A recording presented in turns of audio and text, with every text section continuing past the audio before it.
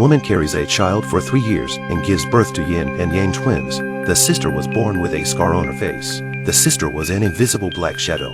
The mother, however, thought she had given birth to only one daughter. Whenever she teased her sister, the black shadow sister lay obediently aside, thinking that her mother was playing with herself. On this night, Mom secretly hugged her sister and left. After abandoning her sister in the bushes, the unmarried woman left in a cruel manner. At that moment, the sister at home sensed that her sister was in danger and bawled. The maid was drawn into the bedroom by the baby's cries, but the crib was empty. She was so frightened that she rushed out to inform the man of the house. The men then rushed out to look for the baby. Although their sister was carried home safely, their mother was gone forever. It turns out that the woman's name is Angie, and she is the first lady of the landowner's family. But she fell in love with the ugly-looking poor boy.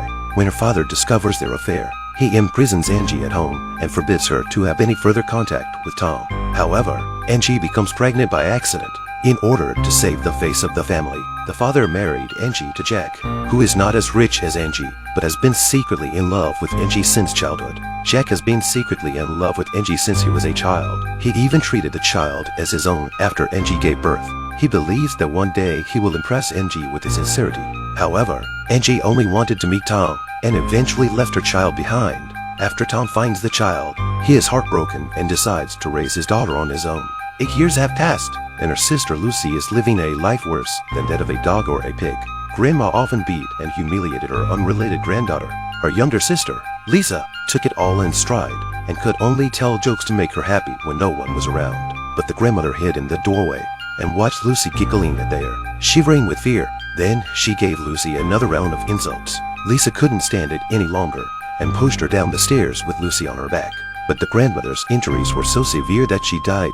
When Lucy found out, she was furious with Lisa and thought she was too cruel. But Lisa says that Grandma had it coming. Tom pushes his way in and tells Lucy about her life, saying that he has lost his lover and relatives and does not have the heart and ability to raise Lucy anymore. He takes her back to the mansion. Grandpa looks at his ugly granddaughter who fell from the sky and is simply unwilling to accept it. But Grandma can't bear it. They have already wronged their daughter. How can they expel their own granddaughter from their home? After some persuasion, the family finally agrees to keep Lucy. Although Jack was reluctant to leave, he left after arranging for Lucy. Lucy was lying on the front door, calling out to her father, this man who has been with her for 8 years. She has long regarded him as her own father. After that, Lucy sat her day at the gate every day, staring at the direction her father had left, waiting for him to come to take himself home.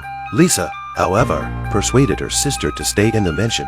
Since her real parents are a wealthy family, why would she want to go back to that poor family where she is bullied at every turn?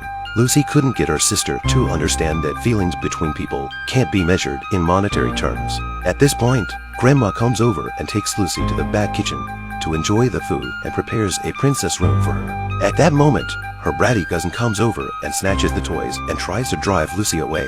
Lisa couldn't stand it and hit her cousin to avenge her sister's death. Afterward, Lucy teaches Lisa not to get into trouble. No one is welcome in this house, and no one will stand up for her if something happens to her. Lisa, however, disliked her sister's cowardice and wanted to help her stand firm in this family. At this time, her sister-in-law brought her cousin to settle the score, and without saying a word, grabbed Lucy's hair and scolded her for a while.